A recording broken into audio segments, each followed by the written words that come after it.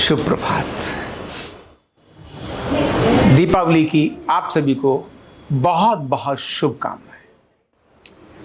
लेकिन दीपावली का स्मरण करते समय हम दीपक की बात करते हैं, दीपक जलाने की बात करते हैं।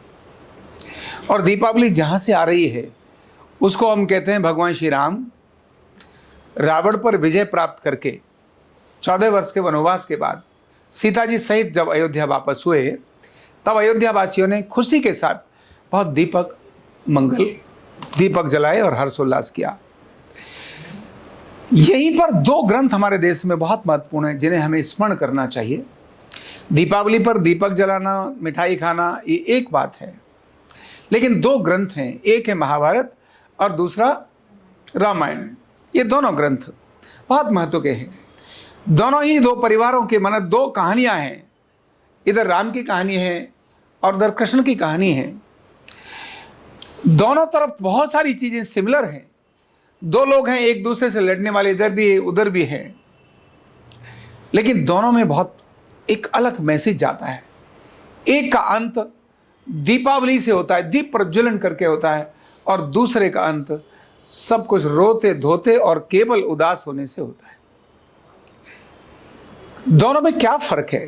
तो रामायण को अगर हम देखें, पूरी रामायण को अगर हम देखें और पूरे महाभारत को अगर हम देखें, तो हमें कुछ संदेश उस वहां से निकल कर आते हैं जो हमें अपने जीवन में सहज रूप से अपनाए जा सकते हैं और अपनाने वाले हैं कि कब दिवाली मनती है और कब मातम छाता है।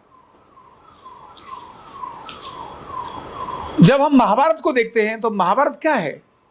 अधिकारों की लड़ाई है। महाभारत क्या है? अधिकार चाहिए, मुझे अधिकार चाहिए, मुझे 5 गांव तो चाहिए ही।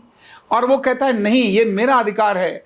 यानी शुरुआत से ही देखें तो अधिकार ही चल रहे हैं। उसके पिता अंधे हैं फिर भी राजा हैं, नहीं मेरे पुत्र का अधिकार है, युवराज तो यही बनना चाहिए, चाहे पांडु के पुत्र बड़े ही क्यों न सही, लेकिन बड़े नहीं, ये मेरा पुत्र है इसीलिए इसका अधिकार बनता है। अधिकार की लड़ाई हो रही है।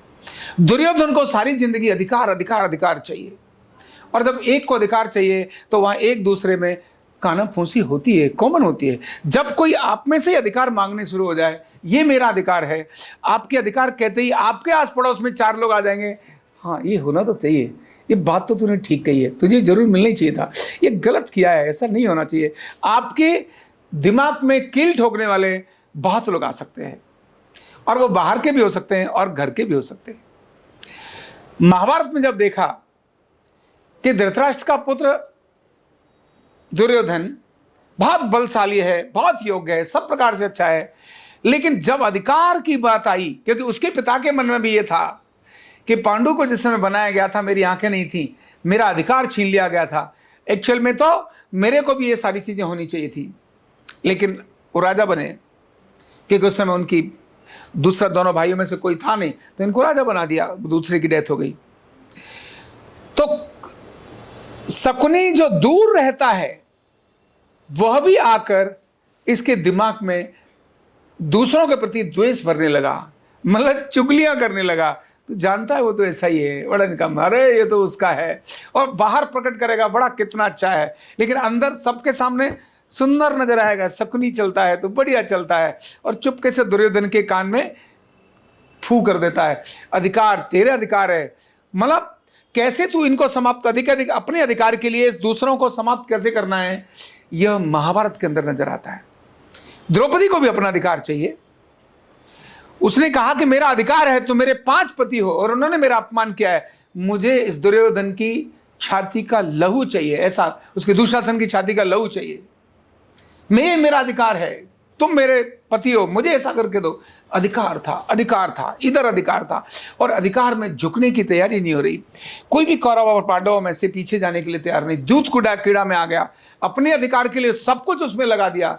मतलब दूध कीड़ा मतलब जुआ खेलना, जुए के अंदर सब कुछ लगा दिया, अपने अधिकार का, मेरा अधिकार है, पत्नी को भी दांव पे लगा दिया, मेरा अधिकार है, राज्य पर भी मैंने दांव पर लगा दिया।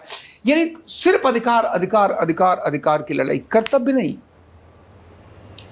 और इसीलिए उसकी परिणति इतनी भयंकर हुई, एक दूसरे में इतना भयंकर द्वेष आया, एक दूसरे की शक्ल देखने के लिए तैयार नहीं, कुछ भी तो मारने काटने के लिए तैयार। और फिर उसी अधिकार में पूरा जितना भी योग्य लोग थे वो सब उसके अंदर धुल गए। इसीलिए कहते हैं जहां कुमति तहां विपत्ति निधाना। जहां कुमति होती है, जहां सिर्फ अधिकार होता है, कर्तव्य नहीं होता, अधिकार होता है। बस मुझे ये चाहिए, ये मेरा अधिकार है। और ऐसे अधिकार मांगने वालों को 3 लोग आके क्या कर देते हैं, सिखा देते हैं। अच्छा तुझे ऐसा है कि पानी लगाने में कितनी देर लगती है आग में, ऐसा ही होता है। रामायण को अगर जब हम देखते हैं, सेम टाइम रामायण को हम देखते हैं, तो रामायण में सिर्फ कर्तव्य है, सिर्फ कर्तव्य है। राम अपना कर्तव्य पूरा करने के लिए, पिता की आज्ञा है ना, पिता ने आज्ञा नहीं दिया, लेकिन मेरे समाज के लिए कर्तव्य है, इसलिए मुझे राज्य को छोड़कर समाज के लिए जाना है। सब कुछ छोड़ दिया और खुद जाने के लिए तैयार हो गया, क्योंकि माता ने मांगा ना वर, तो मुझे जाना ही है। जबकि पिता ने कहा नहीं तुम वन को जाओ। आज्ञा का पालन मेरा कर्तव्य है। मेरी मां ऐसा इच्छा करती है। जो राजा बनने वाला था, राज छोड़कर, अभी तो पीछे जंगलों में ही था, अभी तो राजकुमार के नाते से उसने थोड़े दिन तो यहां देखा ही था, अभी तो उसकी शादी होकर आई थी, और अभी शादी होकर के और उस पत्नी को छोड़कर जाने के लिए तैयार हो गया।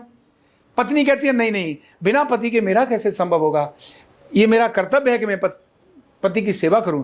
आप बन जा रहे तो मैं भी बन जाऊंगी। सहज रूप से बन के लिए चल पड़ी। लक्ष्मण कहता है नहीं, मैं आपका अनुज हूं, आपकी रक्षा करने का अधिकार अब मेरा कर्तव्य है, मैं आपकी रक्षा करूंगा। आप जाएंगे तो मैं भी जाऊंगा, मैं यहां नहीं रह सकता। और वो कर्तव्य, अपने भाई के प्रति कर्तव्य को लेकर के, और वो वन को चल पड़े। जिसके लिए राज्य मांगा था भरत, वो भरत भी आकर सब कुछ छोड़कर, नहीं ये तो आपकी है, आप अपनी खड़ाऊ दीजिए, ये मेरा कर्तव्य है कि मैं भाई के राज्य की रक्षा करूं। किसके राज्य की? क्योंकि भाई आप ही बड़े हो, राजा तो आप ही हो, मैं कैसे राजा हो सकता हूं मेरे बड़े भाई की? उसमें नहीं हो सकता।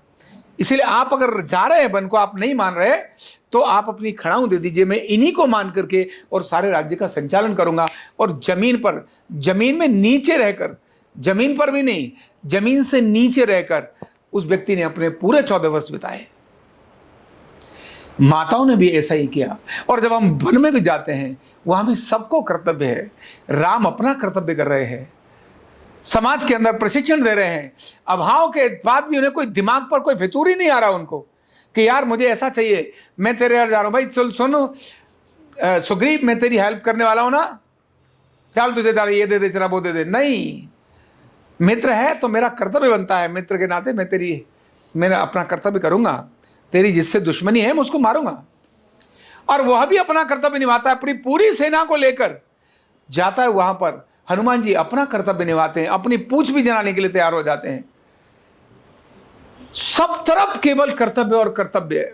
विभीषण अपना कर्तव्य निभाते हैं धर्म की रक्षा के लिए। मुझे पहले भाई को समझाते हैं, भाई ऐसा नहीं मत करो, ऐसा करो। फिर भी अगर नहीं मानते तो राम के पास आते हैं और कर्तव्य निभाते हैं। और इसीलिए वहां कोई एक दूसरे के कानों में काना फुंसी करने वाले नहीं है।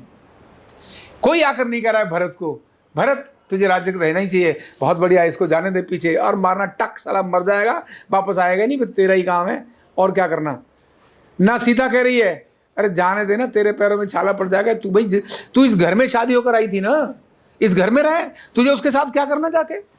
अब वो जा रहा है बनवासी तो बनवासी, जाने दे। और आदमी तो मर्द है, कुछ भी कर लेगा, तू औरत है, संकट हो जाएगा, तू यहीं रहना। कोई नहीं कह रहा उसको ये सब डराना धमकाना काम का फूसा नहीं, कर्तव्य, सिर्फ कर्तव्य।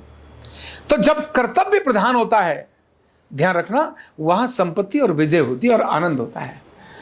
और जहां अधिकार प्रधान होता है, प्राथमिकता, कर्तव्य और अधिकार दोनों चाहिए, लेकिन प्राथमिकता किसको, कर्तव्य को या अधिकार को?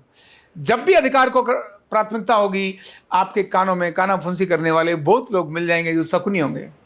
और जब अधिकार होगा आपके पास, कर्तव्य होगा आपके पास कि मुझे करना क्या है, यानी मुझे करना क्या है ये मैं डिसाइड करूंगा।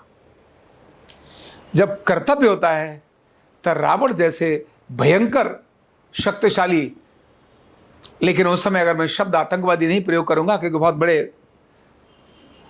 पराक्रमी जिसने भगवान को भी स्वयं विजय प्राप्त करी हो, ऐसे शक्तिशाली व्यक्ति को भी परास्त करके लंका पर जाने के लिए समुद्र पर पुल बनाने की ताकत भी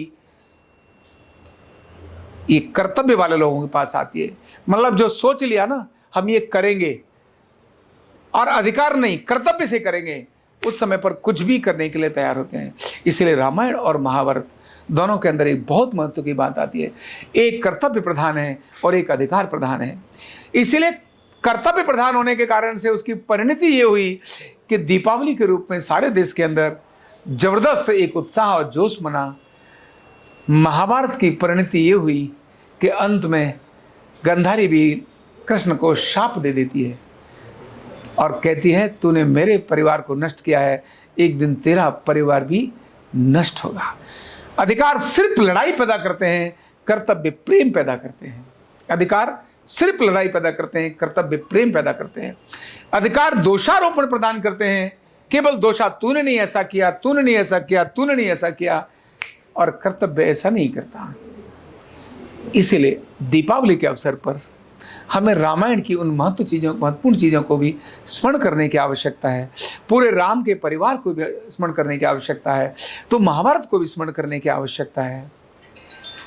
इन दोनों से हम अपने जीवन में क्या सीख सकते हैं कि हमें अधिकार अधिक चाहिए या कर्तव्य अधिक चाहिए? तो दीपावली चाहिए या शाप चाहिए?